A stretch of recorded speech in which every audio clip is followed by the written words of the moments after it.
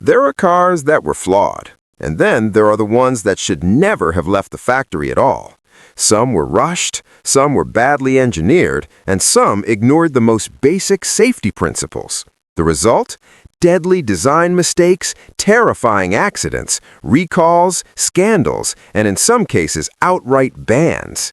These are 10 banned, dangerously built cars you won't believe were ever real, but they were. The Pontiac Fiero was born from a dream that felt almost impossible in the American car industry of the early 1980s. Detroit was struggling.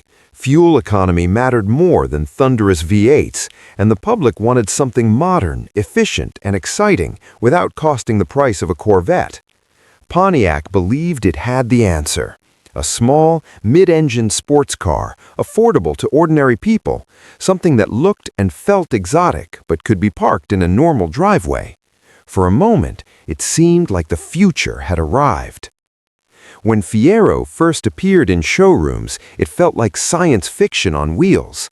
Drivers sat low, the road rushing close beneath them, with the engine humming behind their backs.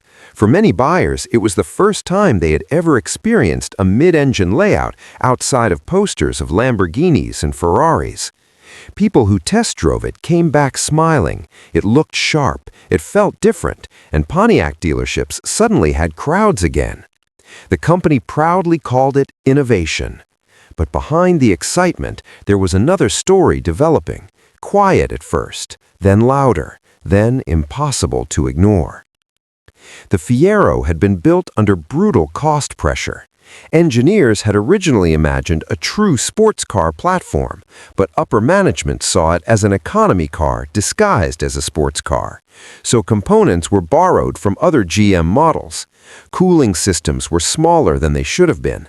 The engine bay was cramped and difficult to ventilate. Oil leaks, instead of being an inconvenience, became life-threatening when they met the heat trapped inside that tight compartment. Then the fires began. A driver would be cruising along a city street, enjoying the novelty of owning something that looked like a baby supercar. A small warning light flickered. Maybe there was a smell, faint at first, like something hot. Within seconds, smoke would appear in the mirrors. Some never had time to pull over before flames burst from the rear vents. People described the sound of crackling plastic and the terrifying feeling of watching their new car, their pride, dissolve into a burning shell on the roadside. There were owners who barely escaped. There were neighbors who watched driveways glow orange at night. There were photos in newspapers that made the Fiero look less like transportation and more like a cautionary tale. Mechanics saw the same pattern repeatedly: overheating, oil leaks dripping onto hot components, coolant system failures, engines seizing before bursting into flame. Word spread to insurers. Premiums rose. Some companies labeled early Fieros as high risk. Safety agencies launched investigations and demanded recalls. In certain regions, restrictions or warnings followed. The aura of danger formed faster than Pontiac could react. Inside General Motors, there were meetings that stretched late into the night. Some managers argued the car should be killed immediately. Engineers argued just as strongly that it could be fixed, that the basic idea was good, that one of the most innovative cars Pontiac ever built deserved a second chance. Ironically, the later Fieros really were massively improved. Better cooling, stronger components, revised suspension, more reliable engines. By the time the car was truly becoming what it was always meant to be, its reputation was already burned into the public memory. And reputations do not heal easily. People do not remember updated parts lists or engineering corrections. They remember the image of a car on fire at the side of a highway. They remember the jokes. They remember the neighbor who said, "I had one of those, it burned." The word Fiero stopped meaning bold or exciting. It became shorthand for risk, for mistake, for corporate denial meeting physical reality. Yet that is also what has made the Pontiac Fiero strangely beloved today. Enthusiasts see beyond the disaster.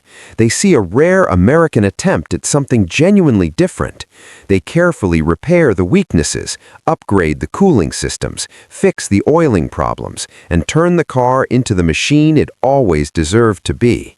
In the hands of people who understand it, the Fiero becomes not a punchline, but a survivor.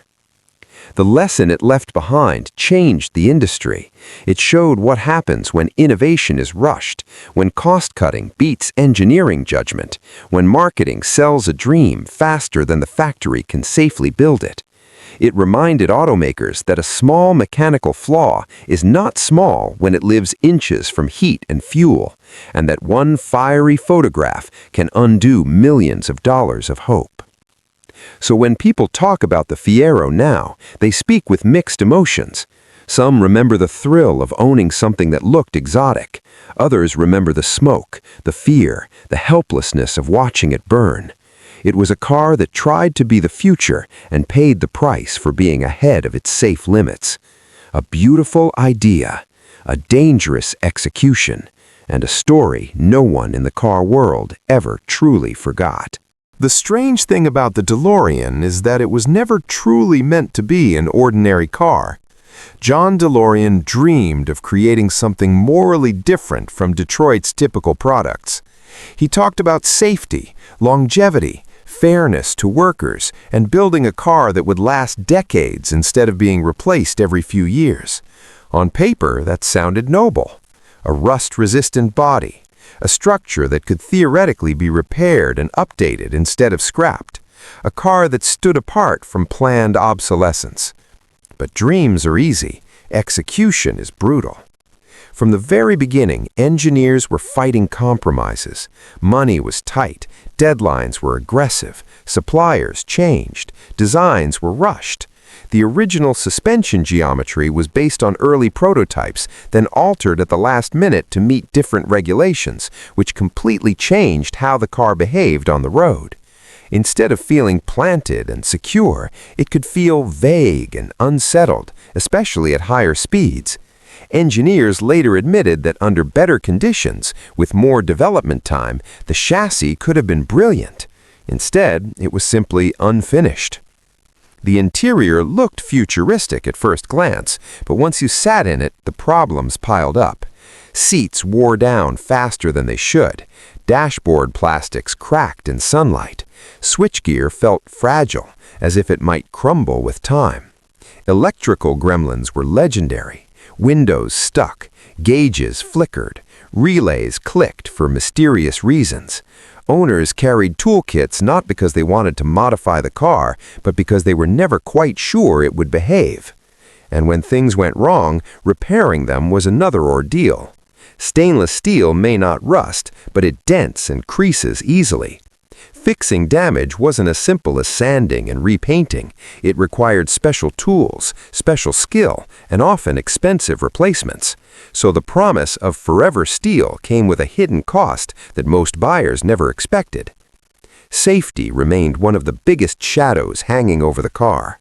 European regulators approached it with skepticism. Crash structures were not as advanced as they needed to be. Under serious frontal impact, forces traveled back into the cabin in unsettling ways. Side impacts were even more worrying because the styling left relatively thin structural zones around the doors. Some countries insisted on additional testing. Some demanded design clarifications. For a car marketed as modern and responsible, this felt like betrayal. Imagine buying something that looked bulletproof and realizing it wasn't even especially strong. The public image of the DeLorean continued to fracture. Some owners loved them passionately. Others quietly sold theirs after a few disappointing months. Reviewers at the time gave mixed reactions.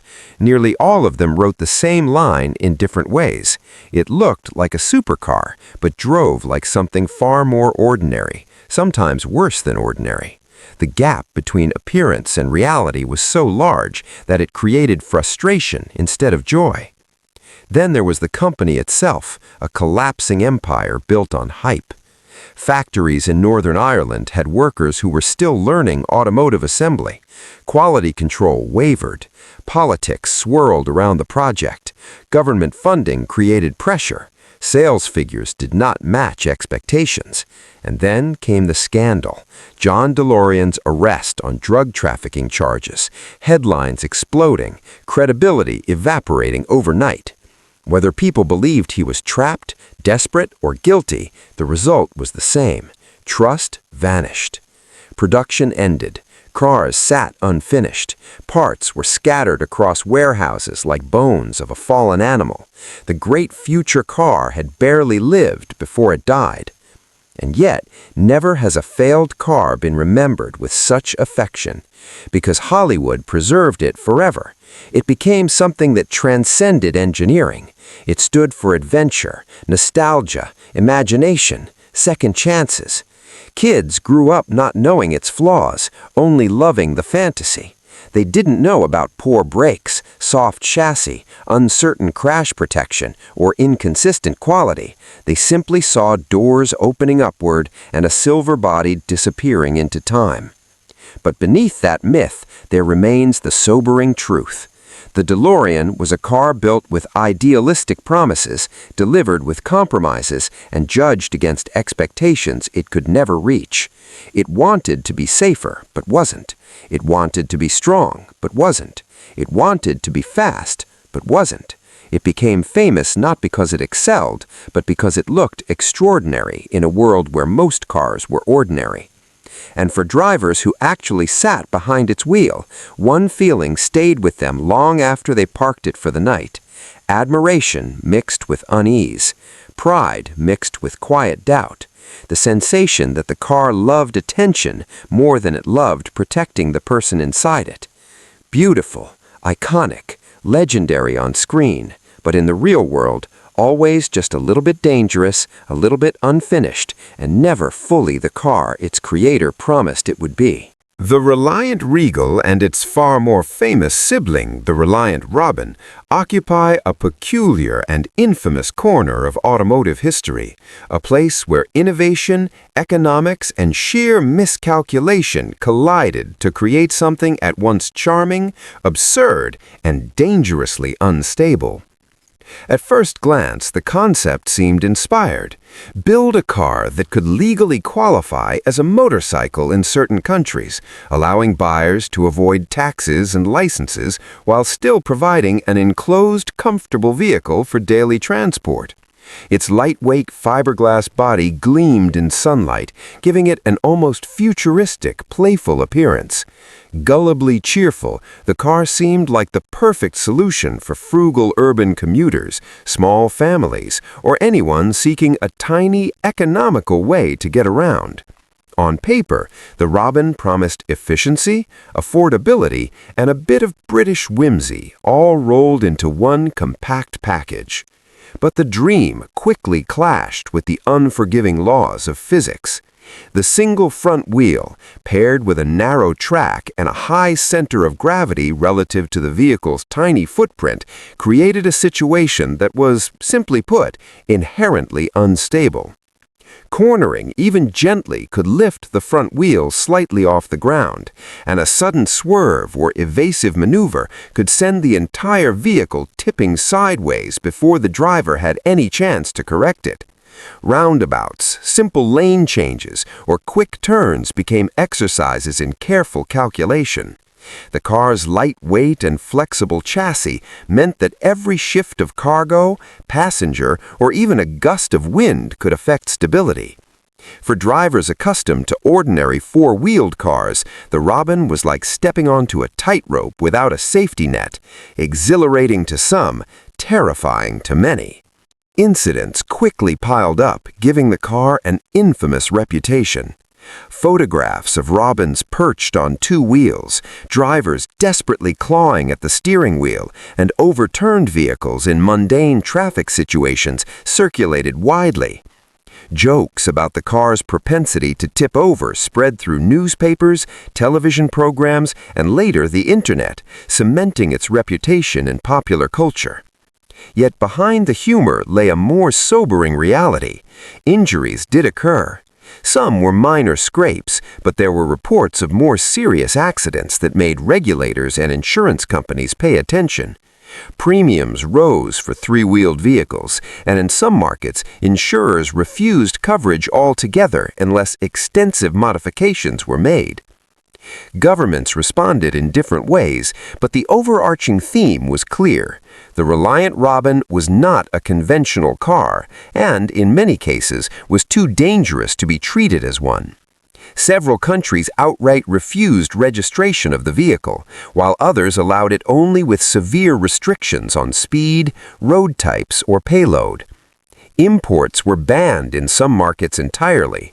Even where it was legal, authorities warned owners repeatedly about its instability, and drivers learned the hard way that every corner required caution, every maneuver careful planning, and every passenger a warning about the potential for sudden tipping. It was, as many put it, like balancing on a stool with one leg missing, a constant reminder that clever ideas must bow to the immutable laws of physics. Despite its notoriety, the Robin endured and, paradoxically, became beloved. Its whimsical design, distinctive silhouette, and absurd reputation made it instantly recognizable and almost impossibly memorable. It appeared in television shows, cartoons, and movies, often as a source of comic relief, forever immortalized as the three-wheeled car that could tip over with a simple turn. In a way, its flaws were part of its charm. Collectors and enthusiasts today prize early models not despite their instability, but because of it. Owning and driving a Robin now is as much about embracing its legacy and quirks as it is about navigating its actual mechanics. But make no mistake, the danger was real. The Robin's fiberglass body could not compensate for the fundamental instability inherent in the single front wheel design. Emergency maneuvers could result in violent rollovers. Overloading the cabin or cargo area could exacerbate the problem. A careless driver could experience a frightening tip or a complete flip in seconds. Even small adjustments to speed, steering, or weight distribution demanded vigilance.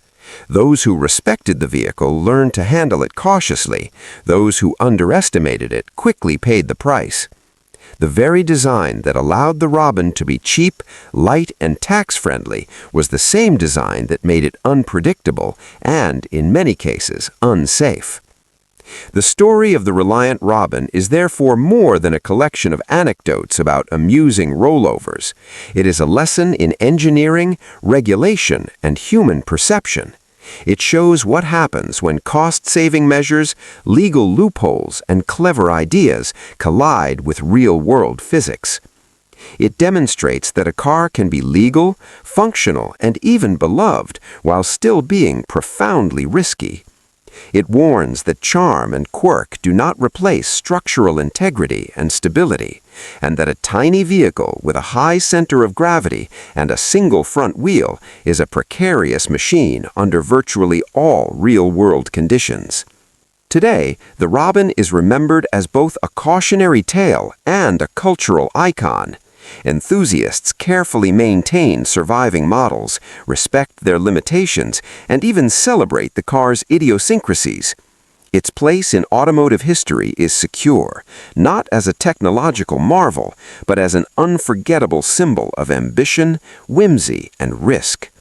For those who drove it in its heyday, it was a constant lesson in humility and caution.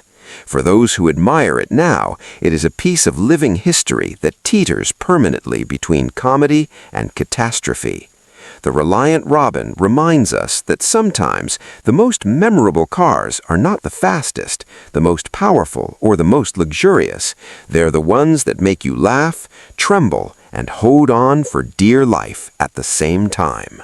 The Zastava 1100 and the earliest Yugo derivatives are a fascinating, if cautionary, chapter in automotive history, representing the collision of ambition, necessity, and the stark reality of engineering limitations.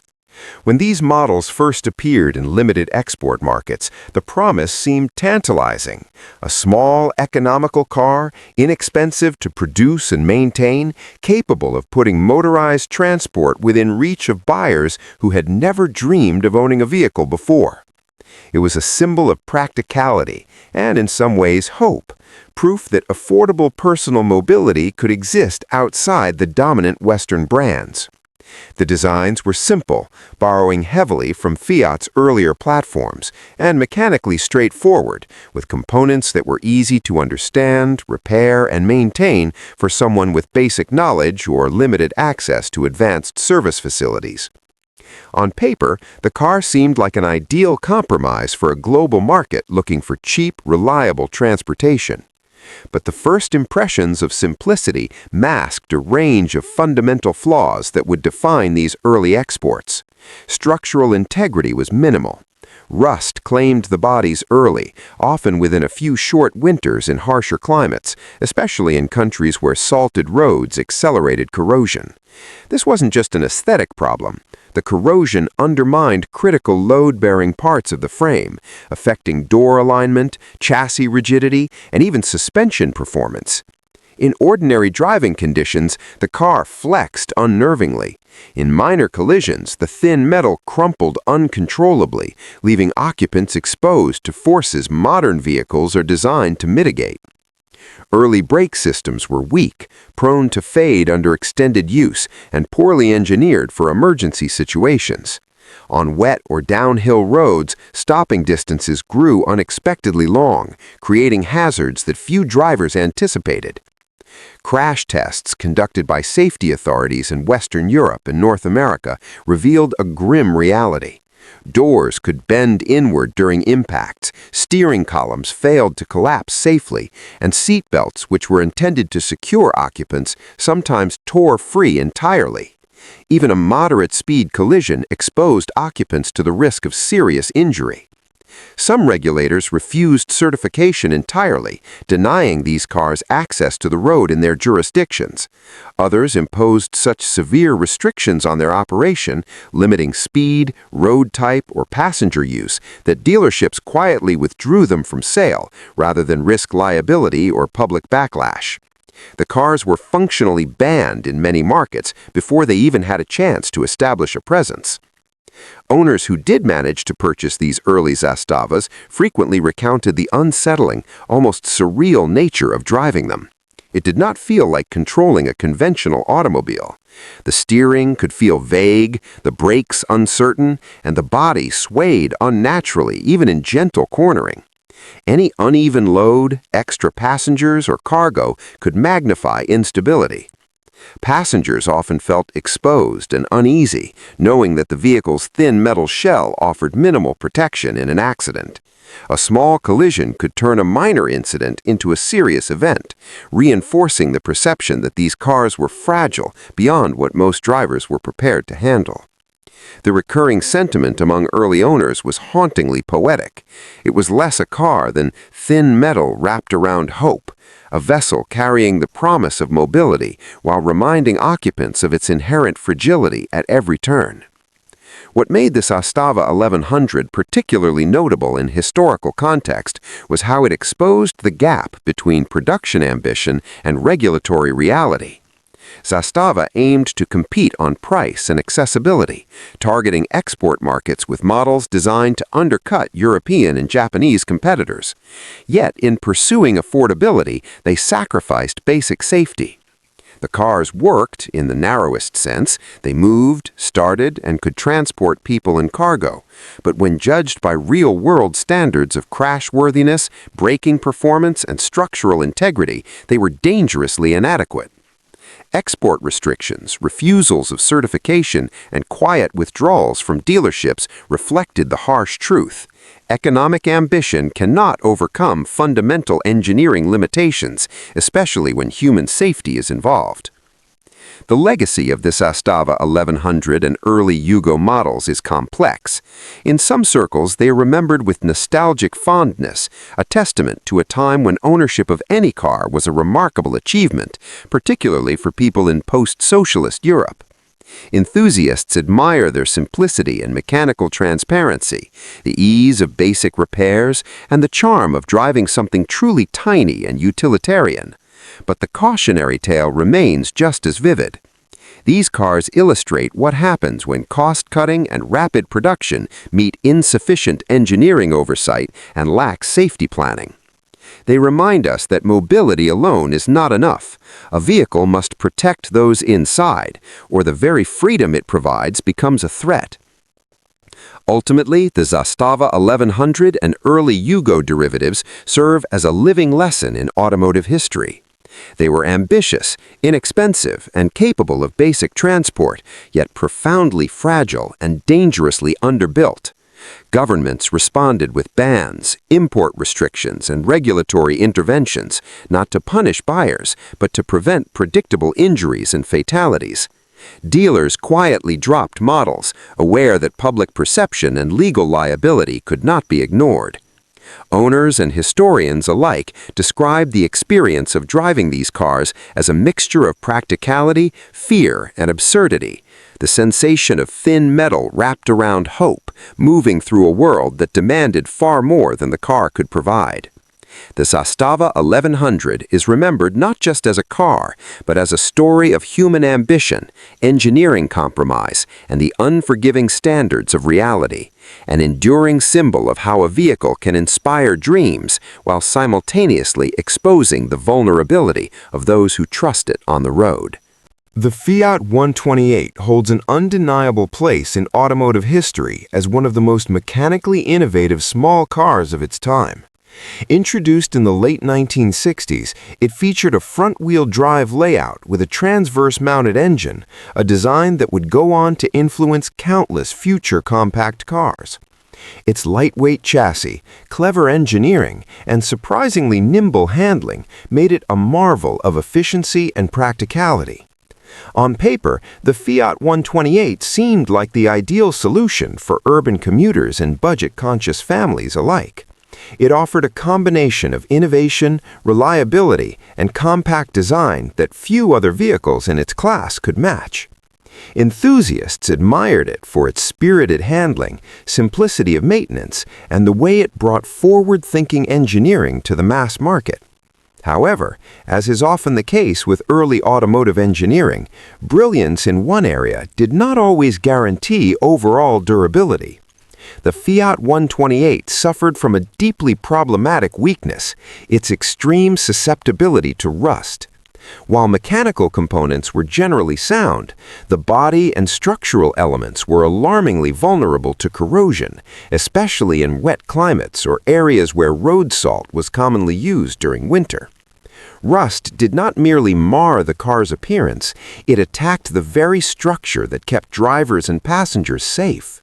Floor pans began to rot, undermining the base of the car and compromising suspension mounts. Shock towers, critical for maintaining suspension geometry and stability, weakened to the point that handling could be seriously affected. Door pillars developed cracks, making the cabin far less able to survive collisions and leaving occupants exposed to potentially life-threatening injuries. Over time, even normal driving could exacerbate these issues, with the car creaking, groaning, and flexing in ways that were both unnerving and unsafe. These structural vulnerabilities were not lost on regulators. As Fiat 128s reached export markets, authorities in multiple countries began reviewing their safety performance, often in response to complaints from dealers or reports from early owners. The results were sobering. Certain batches of vehicles were deemed unfit for sale because rust had compromised critical structural components. In some markets, authorities refused further imports entirely, effectively banning these cars before they could gain widespread adoption. In others, strict registration limits were imposed, or inspections were required to ensure that rust had not undermined safety-critical areas. What was remarkable and tragic at the same time was that the car could still drive, start, and maneuver competently, yet remain fundamentally unsafe due to invisible corrosion eating away at its core structure. It was a sobering reminder that roadworthiness is as much about long-term durability as it is about initial mechanical performance. Owners who experienced these early rust problems described the Fiat 128 in visceral terms. The cabin groaned like an aging ship when encountering potholes or speed bumps, and minor impacts could produce alarming noises as metal flexed and warped. Doors sagged and sometimes refused to latch, creating additional hazards for occupants. Brake and suspension performance could be subtly degraded as rust weakened mounting points, reducing the driver's ability to control the vehicle in emergency situations. Simple maintenance often became a challenge. Rusted bolts would shear, panels would crumble, and repairing one compromised component often required addressing multiple surrounding areas, creating a cascading maintenance burden. For many, the car felt less like a secure, engineered vehicle and more like a fragile shell holding together by little more than hope and careful handling. The Fiat 128 story illustrates a broader lesson in automotive history.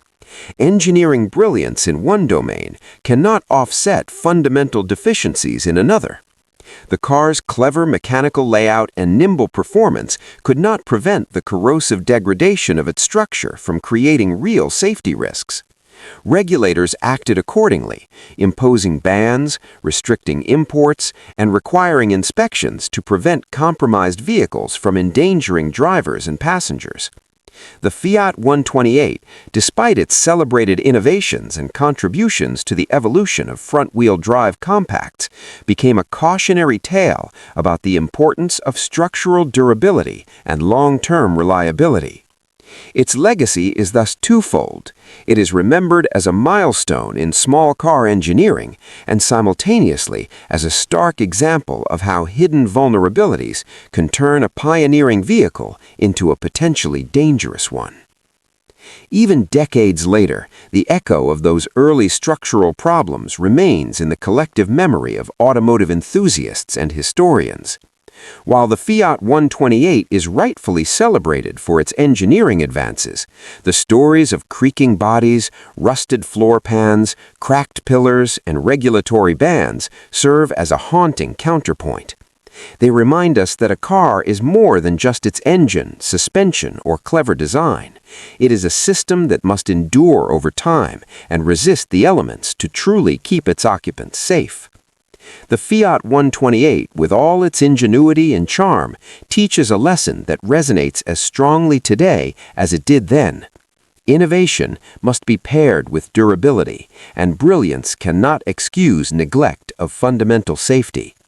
In the end, the car that once promised so much, efficiency, affordability, and clever engineering, also demonstrated the quiet, persistent danger of overlooked structural weaknesses, leaving a legacy that is as complex as it is instructive. The Audi 5000 saga is one of the most infamous examples in automotive history of how reputation, perception, and engineering controversies can collide with devastating consequences. Introduced as a flagship luxury sedan in the late 1970s and early 1980s, the Audi 5000 was meant to showcase German engineering at its finest. Advanced fuel injection systems, smooth handling, a refined interior, and a quiet, sophisticated ride. It was a car that promised both performance and elegance, bringing European technology and precision to a growing market in North America and other parts of the world. Early reviews praised its responsiveness, safety features, and build quality. On paper, it was nearly perfect, a high-end vehicle for drivers who wanted both comfort and a cutting-edge driving experience. But then, the nightmare began. Reports started surfacing in the media of Audi 5000 models accelerating suddenly without driver input. Drivers claimed they were trapped at full throttle, unable to stop, sometimes crashing into walls, garages, or intersections with frightening speed. Panic spread. High-profile incidents were broadcast on television, and newspapers ran sensational stories highlighting the dangers of the uncontrollable car. In the United States particularly, the situation escalated into a full-blown media scandal, sparking congressional hearings and widespread public concern. Dealers faced pressure, and in some cases they began buying back cars. Certain countries and regulatory authorities imposed restrictions on sales until investigations could clarify the causes of the alleged malfunctions. Certification processes tightened, inspections became more stringent, and the Audi 5000's reputation began to take on a shadow of dread, as if every model might suddenly become a deadly projectile. The controversy was not limited to headlines. Audi engineers scrambled to understand the phenomenon. Investigations revealed that in many cases, the sudden acceleration was not caused by mechanical failure at all. Driver error, unintentional pedal misapplication, confusion between the brake and accelerator, or other operational mistakes played a significant role. Yet by the time these findings became widely known, the damage had been done. The narrative of the killer Audi had taken root in the public imagination. Consumers feared the car, insurers raised premiums, and media coverage ensured that the brand carried a stigma that lingered far beyond the actual mechanical issues. In addition to the psychological and reputational effects, the Audi 5000 case had profound consequences for regulatory practices and automotive safety standards. The controversy prompted stricter testing for throttle and acceleration systems across the industry. Automakers began implementing redundant safeguards, more thorough electronic controls, and clearer warnings for drivers. The ripple effects of the Audi 5000 issue extended well beyond the model itself, influencing the design and testing of vehicles for decades to come.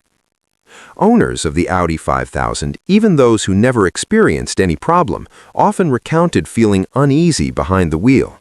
The media frenzy had created a palpable fear, and anecdotal stories of near misses or misapplied pedals only amplified the sensation. Dealers struggled to sell the car, and some markets saw a decline in Audi's overall sales for years. Yet despite all the controversy, the 5000 remained mechanically sound in most cases, with many vehicles driving reliably for hundreds of thousands of miles. The story of the Audi 5000 is a sobering lesson in how perception and media coverage can amplify fears beyond the actual technical realities. It is a case where an innovative, well-built vehicle was cast into infamy not entirely because of design failure, but because of a combination of unfortunate incidents, driver mistakes, and sensational reporting. Even today, the model is remembered both as a sophisticated luxury car and as a cautionary tale, a car that carried a deadly aura everywhere it went, even if the reality was far less dramatic. The Audi 5000 controversy demonstrates that in the world of automobiles, reputation, perception, and engineering must coexist because public trust can be shattered faster than any recall or technical correction can restore it. The Skoda 100 and 110 models, particularly in their early export forms, occupy a unique and cautionary niche in the history of automobiles. Emerging from the constrained industrial environment of late 1960s and 1970s Czechoslovakia, these cars were intended to provide affordable, practical transportation for a population that had very few options for personal vehicles. Designed with mechanical simplicity in mind, they featured a rear-mounted engine, a lightweight body, and uncomplicated suspension components. Their ingenuity lay in their ability to be cheap to build, easy to maintain, and sufficiently functional for the low-speed urban and suburban environments of Eastern Europe. On the surface, they were a testament to efficiency and practicality, small, economical, and mechanically straightforward enough that even novice owners could perform basic repairs and keep the car running without professional assistance. However, the very factors that made the Skoda 100 and 110 accessible in their domestic market also made them extraordinarily fragile and hazardous in the context of modern international road standards. The rear engine configuration, while space-efficient, fundamentally destabilized the vehicle at higher speeds. Weight was concentrated at the back, leading to sudden oversteer when cornering or during abrupt steering maneuvers. The all-drum brake system lacked lacked the stopping power, heat dissipation, and reliability of more modern disc brakes, meaning that even routine braking could feel unpredictable, particularly under heavy load or in adverse weather conditions. Structural rigidity was minimal. The cabin had almost no crumple zones, the steel used was thin, and basic safety measures such as reinforced door pillars, effective steering column collapse, or reliable seatbelt anchorage were largely absent. In collisions, occupants faced severe risk, with the potential for doors to buckle inward, steering columns to intrude, and seatbelts to fail. When these cars were prepared for export, the deficiencies became impossible to ignore. Western safety authorities subjected them to tests that revealed glaring inadequacies. The combination of rear weight bias, weak braking, and minimal structural integrity created a vehicle that failed to meet essential safety thresholds. Some countries, after analyzing crash test data, refused certification entirely. Others allowed registration only under strict limitations, imposing speed restrictions, mandatory inspections, or other conditions that made normal use impractical. In effect, these regulatory decisions acted as a ban, preventing the cars from entering markets where they could have posed a serious danger to drivers and pedestrians alike. Dealers and importers quietly complied, withdrawing shipments, canceling pending sales, and curbing the car's exposure outside of Eastern Europe.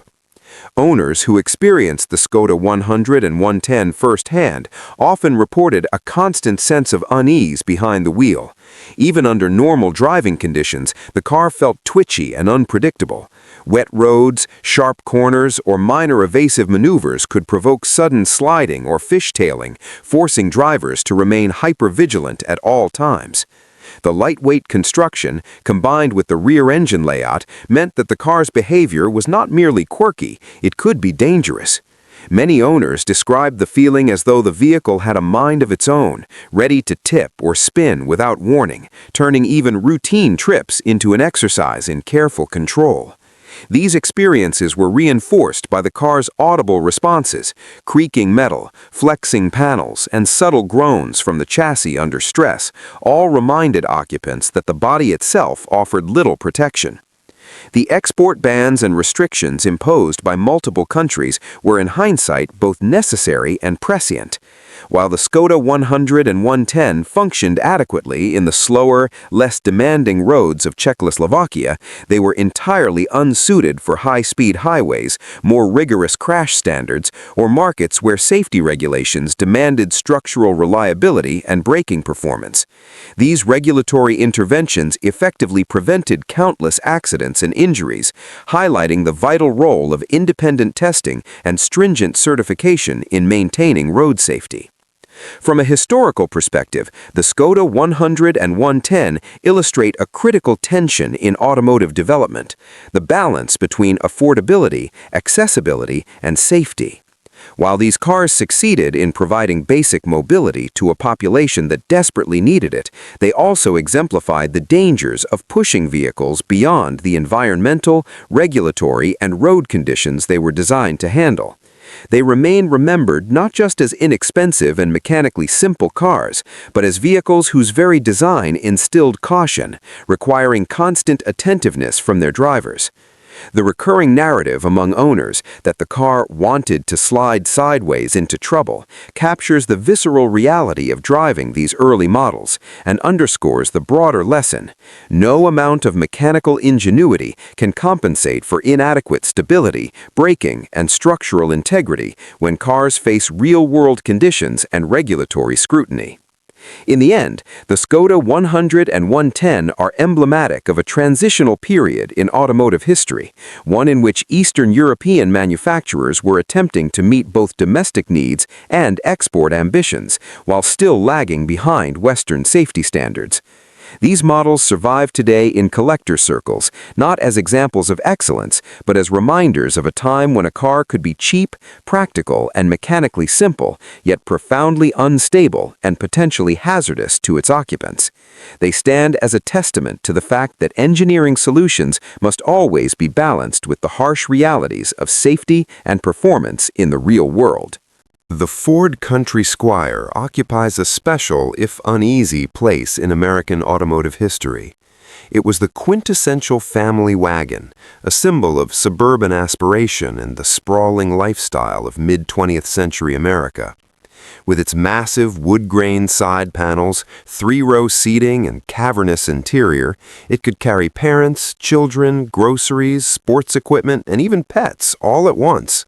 On long summer trips, it represented freedom and practicality, a moving home away from home.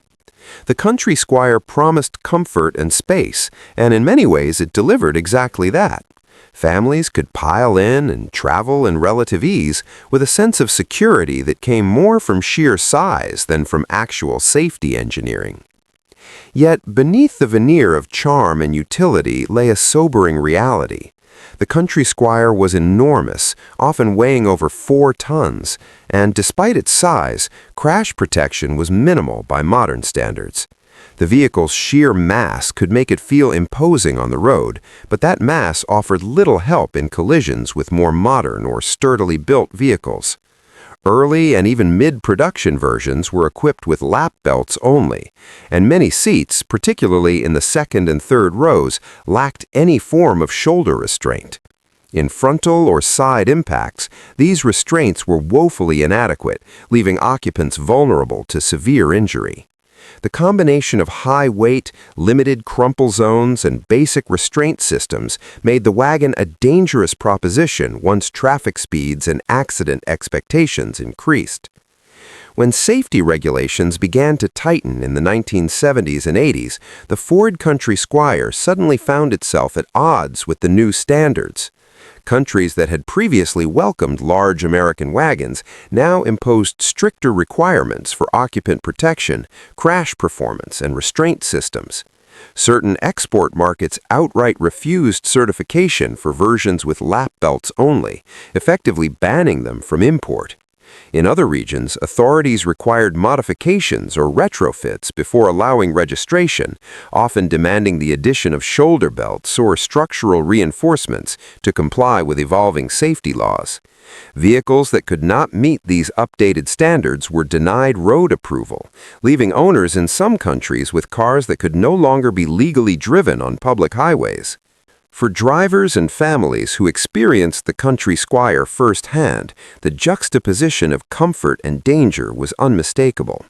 Its massive interior provided unparalleled room for children, luggage, and weekend adventures, but every journey carried a latent risk. High-speed cornering revealed the wagon's heavy, top-heavy dynamics, making evasive maneuvers awkward and sometimes unpredictable. Braking distances were long, and the lack of modern restraint systems increased the likelihood of injuries and even moderate collisions. Many owners described a constant, low-level anxiety, a sense that despite its imposing size, the car demanded careful attention and cautious driving to keep its passengers safe. The Country Squire's predicament underscores a larger truth about automotive evolution. It was conceived in a world where comfort, space, and utility were prioritized over crash-worthiness and restraint technology. It thrived in a time before mandatory shoulder belts, airbags, and stringent crash testing. But as safety standards advanced and governments worldwide implemented stricter regulations, the wagon's old-world design became a liability.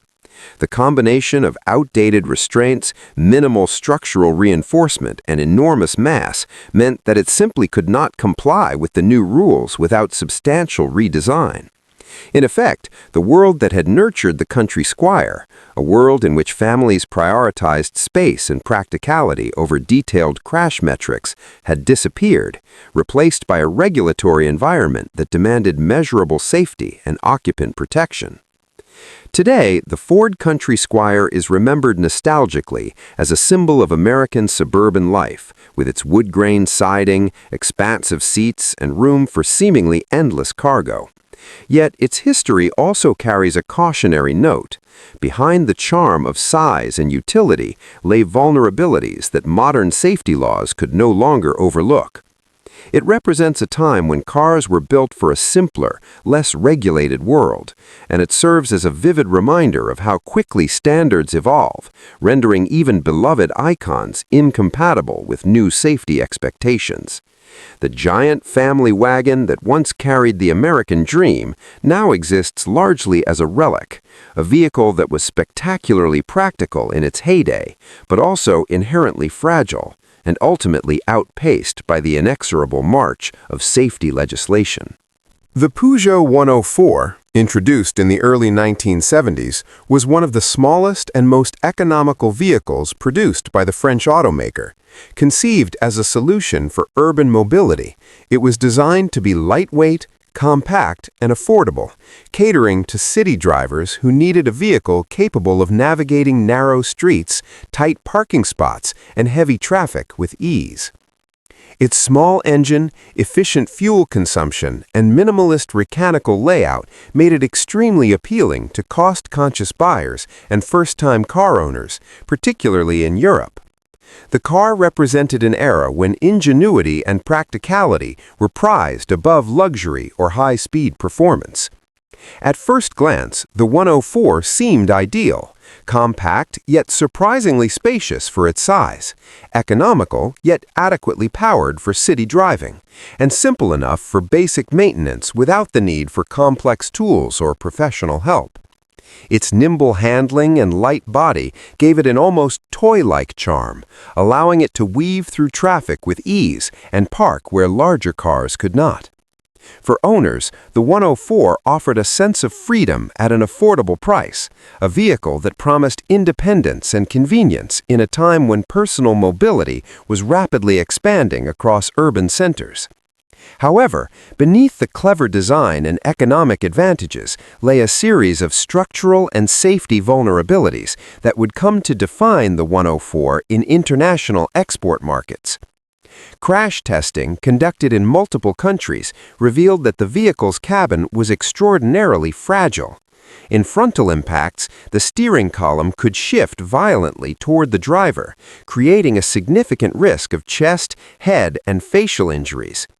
Doors often jammed upon impact, making evacuation difficult and increasing the danger to occupants in even minor collisions. The cabin's thin metal and lack of proper crumple zones meant that energy from crashes was not absorbed effectively, resulting in severe intrusion into passenger space. Even relatively low-speed collisions, which would be survivable in more robust vehicles, could produce catastrophic consequences in the 104. Side impact protection was minimal to non-existent, further compounding the car's vulnerability. These safety shortcomings were not merely theoretical. Independent testing and anecdotal reports from early owners consistently documented alarming failures in the car's structure. Faced with these findings, regulatory authorities in numerous countries took decisive action.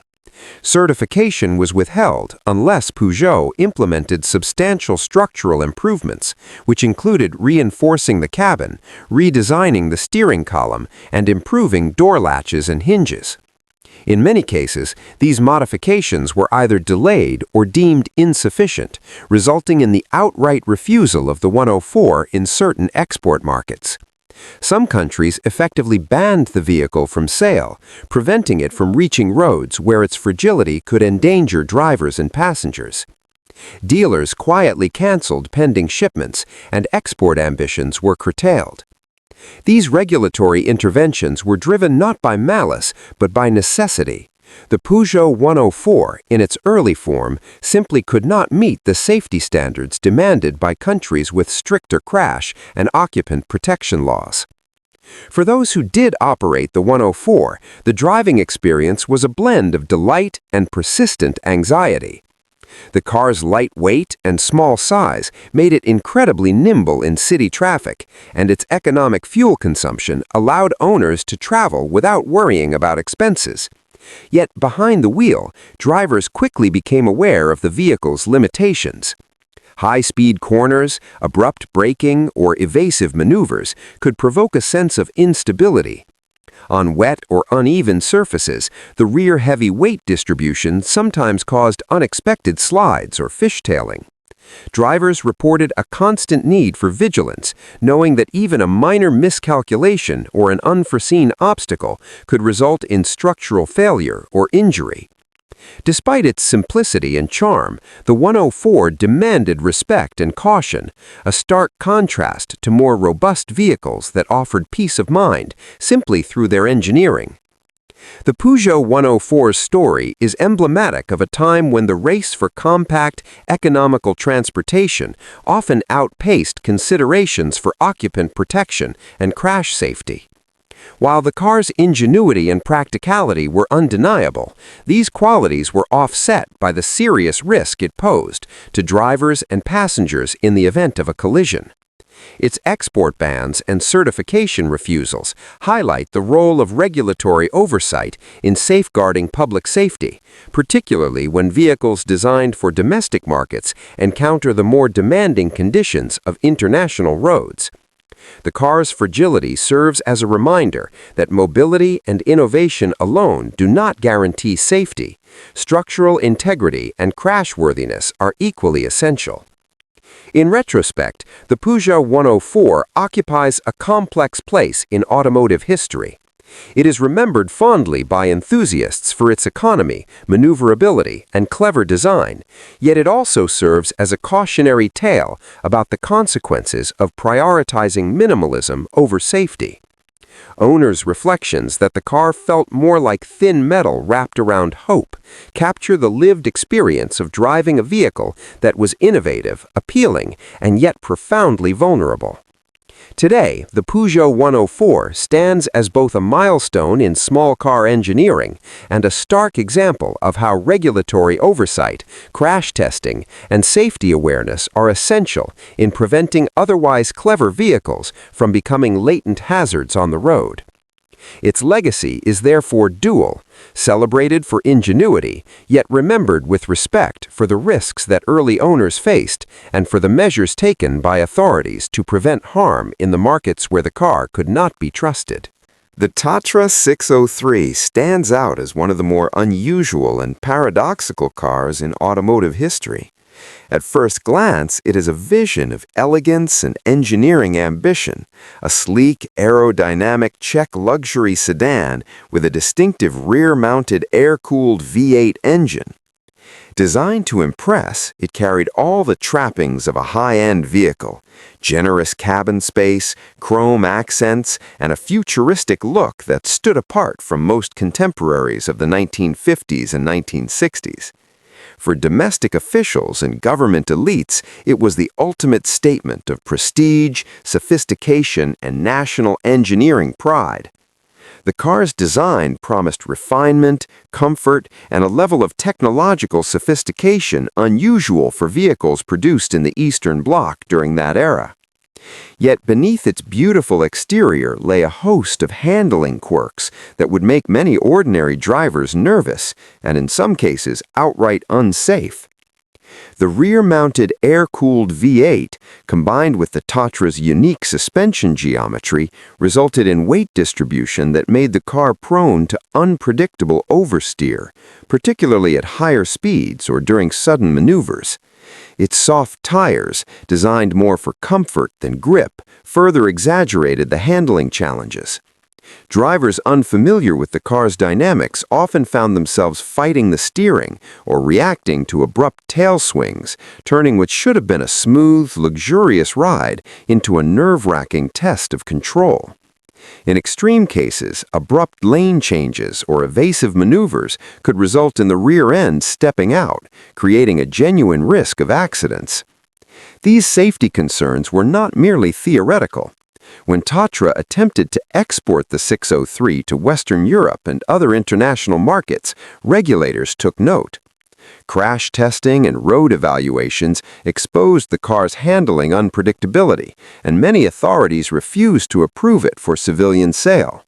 The combination of high-speed instability, non-standard weight distribution, and suspension quirks meant that the car could not meet safety certification standards required for public roads in countries with rigorous automotive regulations. In effect, it was banned from sale in many regions outside its home country. Yet, paradoxically, it thrived as a government vehicle within Czechoslovakia, driven by officials who were trained or accustomed to its peculiar handling, or who simply benefited from the exclusivity that restricted civilian access.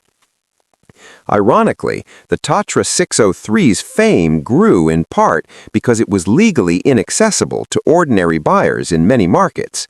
Its image became that of a car of privilege, one that only the state could own, a luxury denied to everyday citizens. This exclusivity amplified its mystique, while simultaneously shielding the general public from its inherent handling risks. Stories from those who did drive the vehicle highlight both admiration and trepidation. The car was powerful, distinctive, and technologically forward-thinking, but it demanded respect, caution, and a familiarity few casual drivers possessed. The Tatra 603 was not inherently reckless, nor was it intentionally designed to be dangerous. Its flaws were the result of a combination of factors: engineering assumptions that underestimated the challenges of rear-engine weight distribution, a suspension tuned more for comfort than high-speed stability, the limitations of contemporary tire technology, and corporate pride that sometimes favored aesthetic innovation over cautious safety considerations.